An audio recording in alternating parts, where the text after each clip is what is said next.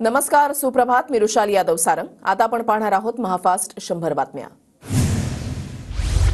संतोष देशमुख हत्या प्रकरणामधील आरोपींच्या मालमत्ता जप्तीला सुरुवात. सर्व फरार आरोपींसह वाल्मिक कराडचे बँक खातं गोठवलं. वाल्मिक कराड सरेंडर होण्याची शक्यता, सूत्रांची माहिती. सरपंच संतोष देशमुख हत्या प्रकरणामध्ये सीआयडीचे वरिष्ठ अधिकारी बीडमध्ये तळ ठोकून. आतापर्यंत 100 जणांची चौकशी. वाल्मिक कराडची पत्नी मंजिली कराडची चौकशी. सीआयडीनं जप्त केलेल्या गाडीमधील मोबाईलमध्ये संतोष देशमुखांना मारहाण करतानाचे व्हिडिओ. बड्या नेत्याचा फोन गेल्याची माहिती. बडा नेता कोण, नाव जाहीर करा. दमानी यांची ट्विट करत मागणी. अंजली दमानी यांना आलेल्या व्हॉइस मेसेजची पोलिसांकडून तपासणी. सरपंच हत्या प्रकरणातील फरार आरोपींचे मृतदेह सापडल्याची खात्रीलायक माहिती नाही. बीड पोलिसांकडून स्पष्ट. व्हॉइस मेसेज करणारा दारूच्या नशेमध्ये असल्याची माहिती.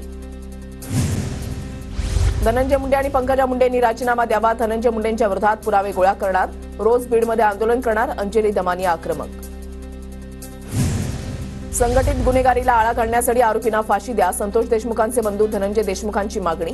दरम्यान सीआयडीकडून राष्ट्रवादी अजित पवार गटाच्या युवती प्रदेशाध्यक्ष संध्या सोनवणेंचीही चौकशी. धनंजय मुंडे आणि वाल्मिक कराड एकाच नाण्याच्या दोन बाजू. भाजपा आमदार सुरेश धस यांचा निशाणा. फडणवीस जवळचा दूरचा पाहत नाहीत, योग्य ते निर्णय करतील. चंद्रकांत पाटलांची प्रतिक्रिया. बीड प्रकरणामध्ये मुख्यमंत्री आणि उपमुख्यमंत्री कारवाई करतील. चौकशीनंतर जे निष्पन्न होईल त्यावर सरकार कारवाई करेल. मंत्री गुलाबराव पाटलांची प्रतिक्रिया. देशमुख कुटुंबाला 7 जानेवारीपर्यंत न्याय द्यावा. सरपंच परिषदेचे प्रदेशाध्यक्ष दत्ता काकडेंची मागणी. देशमुख कुटुंबाला न्याय मिळाला नाही तर आंदोलन करणार, काकडेंचा इशारा. परळीमध्ये हवेत गोळीबार करून व्हिडिओ व्हायरल करणाऱ्यांवर गुन्हा दाखल. परळी ग्रामीण पोलीस ठाण्यामध्ये माणिक फड, बाळू सोनवणेसह तिघांवर गुन्हा. अभिनेत्री प्राजक्ता माळीनं सागर बंगल्यावर मुख्यमंत्री फडणवीसांची भेट घेतली. सुरेश धस यांच्या माफीनाम्यासाठी प्राजक्ताचं मुख्यमंत्र्यांना निवेदन. पवित्र प्राजक्ताची पवित्र फुलं सांडताना आजची समाजाची जमीन ते धारण करण्यासाठी संवेदनशील आहे. पंकजा मुंडेंची प्राजक्ता माळीच्या समर्थनार्थ पोस्ट. प्राजक्ता माळीची तक्रार महिला आयोगाला प्राप्त. कायदेशीर बाबी तपासून आवश्यक ती कार्यवाही नियमानुसार आयोग करणार.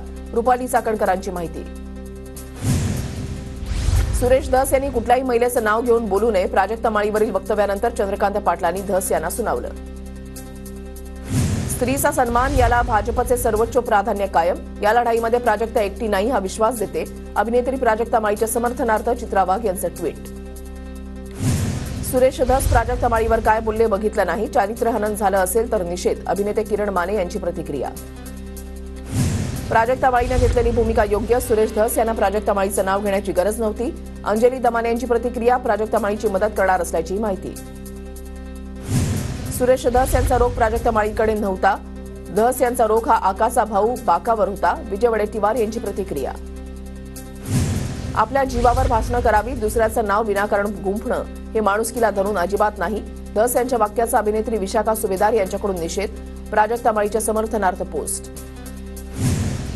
कलाकाराचं नाव कुणासोबत जोडू नका. प्राजक्ता माळी प्रकरणावर गौतमी पाटीलचं भावनिक आवाहन. अभिनेत्री प्राजक्ता माळीने घेतलेली भूमिका योग्य. गौतमी पाटीलचं प्राजक्ताला समर्थन. केरळ म्हणजे मिनी पाकिस्तान. नितेश राणेंचं वादग्रस्त विधान. राहुल आणि प्रियंका गांधींना अतिरेकी मतदान करतात. अतिरेक्यांना धरून ते खासदार झालेत. नितेश राणेंचं विधान. गरीब कुटुंबाला मदत करणं गुन्हा असेल तर तुम्हाला राजकारण लख लाभ. वर्षा गायकवाडांच्या टीकेला आढळराव पाटलांचं उत्तर. आढळरावांनी राजगुरुनगरमधल्या कुटुंबाला फोटोशूट करत केली होती मदत. राज्यामध्ये भाजपच्या विजयाबद्दल प्रदेशाध्यक्ष बावनकुळेंचा सत्कार. भाजप अध्यक्ष जे.पी. नड्डा यांच्या हस्ते बावनकुळेंचा सत्कार. निवडणुकीमध्ये मिळालेल्या यशाबद्दल कौतुक आणि अभिनंदन केलं. विधानसभा निवडणुकीमध्ये 150 मतदारसंघात गडबड. बारामती मतदारसंघातून अजित पवार 20,000 मतांनी पराभूत आहेत. आमदार उत्तम जानकरांचा मोठा दावा. पश्चिम द्रुतगती महामार्गाजवळ खासदार रवींद्र वायकरांच्या गाडीचा अपघात. सुदैवानं कोणतीही जीवितहानी नाही. उत्तम जानकर ऍक्सिडेंटली आमदार झाले तर लवकरच ते माजी आमदार होतील. कास्ट सर्टिफिकेटच्या मुद्द्यावर बोलताना तुमची आमदारकी कशी वाचेल ते बघा.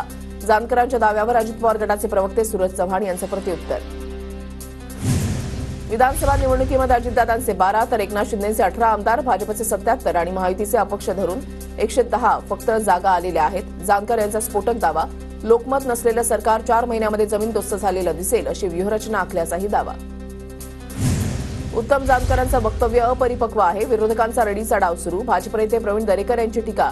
उत्तम जानकर कशाच्या आधारावर बोलतायत त्यांनी स्पष्ट करावं असाही सवाल. पुण्यामध्ये ईव्हीएम विरोधात पवार गटाचं चर्चासत्र. ईव्हीएम मधून मतांची चोरी कशी होते याचं प्रात्यक्षिक सादर. राहुल मेहतांनी मतांच्या चोरीचं प्रात्यक्षिकांचं स्पष्टीकरण केलं. राष्ट्रवादी शरद पवार गटाचे सगळे पराभूत उमेदवार हायकोर्टामध्ये जाणार. 6 तारखेच्या आधी सगळे प्रतिज्ञापत्र दाखल करणार. निवडणूक आयोगाचे नियम पाळले न गेल्यानं हायकोर्टात याचिका दाखल करणार. रुपाली ठोंबरे पाटलांसह 4 जणांच्या विरोधात बीडमध्ये गुन्हा दाखल. स्क्रीनशॉट फेक असेल तर तपासामध्ये समोर येईल. बीडमध्ये जाऊन आव्हाडांचा बुरखा कायदेशीररित्या फाडेल. रुपाली पाटील आक्रमक. फॉरवर्ड केलेला चॅट कायद्यानं गुन्हा, हे माहिती आहे का? आव्हाडांचा सवाल तर शिवीगाळ करत मला धमकी. आमदाराला धमकी दिली जाते, अजून माज उतरलेला नाही. धमकी प्रकरणावरून आव्हाडांची प्रतिक्रिया. अमोल मिटकरींची जितेंद्र आव्हाडांवर ट्विट करत टीका. आव्हाड साहेब, रुपालीताईंनी तुमची काय अशी बदनामी केली? मिटकरी यांचा ट्विट करत सवाल. तुमच्या चॅटची सत्यता या निमित्तानं पोलिसांनी तपासलीच पाहिजे, असंही वक्तव्य. बीड मोर्चा संबंधित व्हायरल चॅट प्रकरणी अजित पवार गटाचे पदाधिकारी आक्रमक. कार्यकर्त्यांकडून अज्ञाताविरोधात गुन्हा दाखल. व्हायरल व्हॉट्सअप चॅट आव्हाडांचे असल्याचा दावा. पुण्यामध्ये भिंतीला हिरवा रंग देत फुलांची चादर चढवलेल्या जागी मेधा कुलकर्णींनी भगवा रंग दिला. व्हॉट्सअपवरील माहिती व्हेरीफाय करून ऍक्शन घेतली. कुलकर्णींची प्रतिक्रिया. तर मेधा कुलकर्णींनी जे काही केलं तो बालिशपणा होता. सुषमा अंधारेंची टीका. योजनांमुळे सरकारी कर्मचाऱ्यांचे पगार थकले. महापालिका आणि जिल्हा परिषदांच्या निवडणुकीनंतर लाडकी बहीण योजना बंद होईल. विनायक राऊतांचं वक्तव्य. विधानसभा निवडणुकीमध्ये कटकारस्थान करून माझा पराभव केला. राम शिंदे यांचा दावा. विधान परिषद सभापतीपदी निवड झाल्यानंतर शिंदेंचं मतदारसंघामध्ये स्वागत. स्वागतानंतर बोलताना पराभव कार्यकर्त्यांना आणि मलाही मान्य नसल्याची प्रतिक्रिया. नाशिकच्या ठाकरे गटामधील एसटी कामगार सेनेच्या पदाधिकाऱ्यांचा शिंदे गटामध्ये प्रवेश. दादा भुसेंच्या उपस्थितीमध्ये पदाधिकाऱ्यांचा शिंदे गटामध्ये प्रवेश. जालना महापालिकेवर आमचा झेंडा फडकणार. महापालिकेची पूर्ण तयारी, हाच आमचा नव्या वर्षाचा संकल्प. कैलास गोरेंट्याल यांची प्रतिक्रिया. नागपूर महापालिका निवडणुकीसाठी भाजपची तयारी सुरू. प्रत्येक बूथवर भाजप नवीन 200 सदस्य जोडणार. कल्याण अत्याचार प्रकरणावरून माजी नगरसेवक महेश गायकवाड आक्रमक. उज्ज्वल निकम यांची सरकारी वकील म्हणून नियुक्ती नको. निकम यांनी भाजपच्या तिकिटावर निवडणूक लढवली. महेश गायकवाड यांचे आरोप. ठाणे नगरपालिकेचे प्रथम नगराध्यक्ष आणि शिवसेनेचे माजी खासदार सतीश प्रधान यांचं वृद्धापकाळानं निधन. आज सकाळी 10 वाजता त्यांच्या ठाण्यामधल्या निवासस्थानावरून अंत्ययात्रा निघणार. बारामतीमध्ये 15 ते 19 जानेवारी दरम्यान कृषी प्रात्यक्षिक कृषी प्रदर्शन. शरद पवार यांनी कृषी विज्ञान केंद्रामध्ये केली पाहणी. नागपूर विमानतळ विकसित करण्यासाठी 786 हेक्टर जमिनीचं हस्तांतरण. विमानतळाची जमीन मिहान इंडिया लिमिटेड या कंपनीला हस्तांतरित करणार. विमानतळाची 786 हेक्टर जमीन देण्याचा मुख्यमंत्री देवेंद्र फडणवीसांचा निर्णय. रत्नागिरीच्या कोळंबे गावामध्ये मंत्री उदय सामंतांनी क्रिकेट खेळण्याचा आनंद लुटला. सामंतांनी ग्रामस्थांसोबत संवादही साधला. आगरी समाजाकडून प्री वेडिंग शूट केली जाणार नाही. प्री वेडिंग हा गलिच्छ प्रकार असल्याची बामन म्हात्रेंची प्रतिक्रिया. विजयस्तंभ अभिवादन सोहळ्यासाठी ग्रामीण पोलिसांकडून कडक बंदोबस्त. गर्दीचं नियोजन करण्यासाठी 4800 पोलीस कर्मचारी बंदोबस्तामध्ये तैनात. विजयस्तंभ अभिवादन सोहळ्यानिमित्त पुणे नगर रस्त्यावर वाहतूक बदल. नववर्षाच्या पूर्वसंध्येपासून 1 जानेवारीपर्यंत वाहतूक पर्यायी मार्गानं. पुणे नगर महामार्गावरील वाहतूक कोंडी टाळण्यासाठी निर्णय. म्हाडामध्येही लवकरच सामान्यांची तक्रार निवारणासाठी शिखर समिती स्थापन करण्याचा प्रस्ताव. गृहनिर्माण विभागाच्या कार्यक्रमामध्ये या प्रस्तावाचा उल्लेख. सारथीकडून 1500 तरुणांना वाहन चालक प्रशिक्षण विनामूल्य देण्यात येणार. प्रशिक्षणार्थ्यांना एका प्रशिक्षण महिन्यासाठी 10,000 रुपये विद्यावेतनही देण्यात येणार. धुळे वाशिममध्ये गेल्या 2 दिवसांपासून अवकाळी पाऊस. अवकाळी पावसामुळे शेतकऱ्यांचं मोठं नुकसान. पंचनामे करून नुकसान भरपाई देण्याची शेतकऱ्यांची मागणी. नंदुरबार जिल्ह्यामध्ये ढगाळ वातावरणाचा रब्बी हंगामाच्या पिकांना फटका. हरभरा, मका आणि रब्बी ज्वारीवर अळीचा प्रादुर्भाव. जळगावच्या ममुराबाद शिवारामध्ये शासकीय योजनेच्या पाईपलाईनला गळती. शेतामध्ये पाणी शिरल्यानं शेतकऱ्यांच्या पिकांचं मोठं नुकसान. नुकसान भरपाई देण्याची शेतकऱ्यांची मागणी. टोमॅटो, फ्लॉवर, कोबी, शेवगा, पावट्याच्या दरामध्ये घट. इतर फळभाज्यांचे दर स्थिर असल्याची व्यापाऱ्यांची माहिती. धुळे कृषी उत्पन्न बाजार समितीमध्ये 1000 कांद्याच्या पोत्यांची आवक. कांद्याला 200 रुपये क्विंटलपासून 2300 रुपयांपर्यंत भाव. कांद्याला भाव वाढून देण्याची शेतकऱ्यांची मागणी. अकोल्यामधल्या गार्डन क्लबच्या पुष्प प्रदर्शनीला उत्स्फूर्त प्रतिसाद. प्रदर्शनामध्ये गुलाबाची फुलं आणि बोन्साईची झाडं सर्वांचं आकर्षण ठरली. नंदुरबारमध्ये शेतीसाठी दिवसा वीज पुरवठा देण्याची शेतकऱ्यांची मागणी. जंगली प्राण्याचा धोका असल्यानं दिवसा वीज देण्याची शेतकऱ्यांची मागणी. धुळे महापालिकेकडून 75 एकरवर सोलर पार्कची उभारणी. आयुक्त अमिता दगडे पाटील यांची माहिती. महापालिकेला आत्मनिर्भर करण्याचा प्रयत्न असल्याची आयुक्तांची प्रतिक्रिया. अतिवृष्टीवर मात करत सांगलीच्या पलूस तालुक्यामधल्या नागठाणे इथल्या निवृत्त सैनिक शेतकऱ्यांनी द्राक्ष बाग वाचवली. काळ्या द्राक्षाला किलोला 137 रुपयांचा सरासरी भाव मिळणार, तर 2.25 एकरामध्ये 13 टन द्राक्ष उत्पादनाचा अंदाज. भाजीपाल्याला कवडीमोल भाव मिळाल्यानं शेतकऱ्यांना भाजीपाला रस्त्यावर फेकून संताप व्यक्त केला. छत्रपती संभाजीनगरच्या पाचोड इथल्या आठवडे बाजारामधली घटना. बी बियाणं खतांच्या किमती गगनाला भिडल्या असताना दर मिळत नसल्यानं शेतकरी हवालदिल. नागपूरच्या संत्र्यांना यंदा भाव मिळत नसल्यानं शेतकरी अडचणीत. बाजारामध्ये संत्र्यांची आवक वाढल्यानं भाव गडगडले.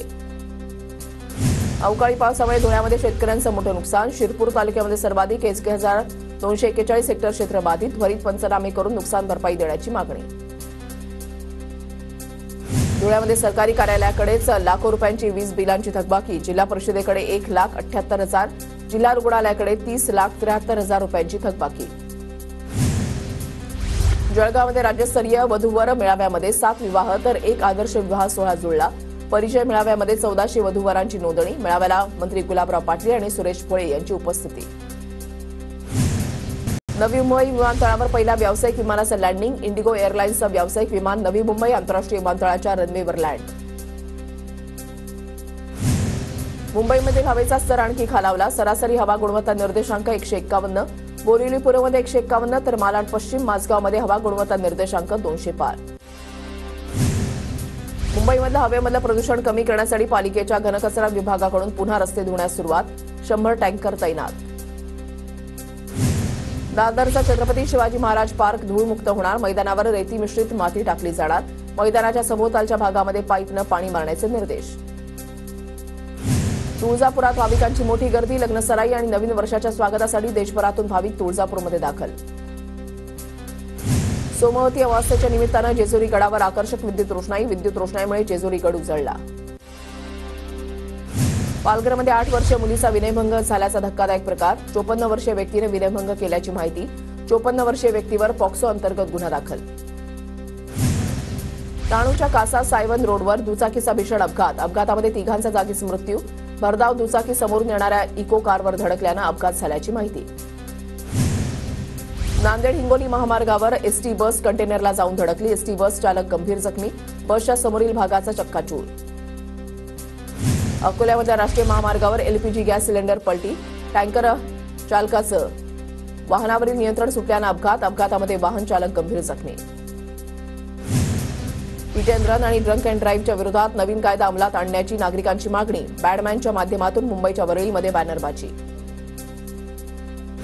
धाराशिवच्या तुळजापूर तालुक्यामधल्या जवळगा इथल्या सरपंचाला जिवंत जाळण्याचा प्रयत्न करणाऱ्या हल्लेखोरांचा 4 पथकाच्या माध्यमातून शोध सुरू.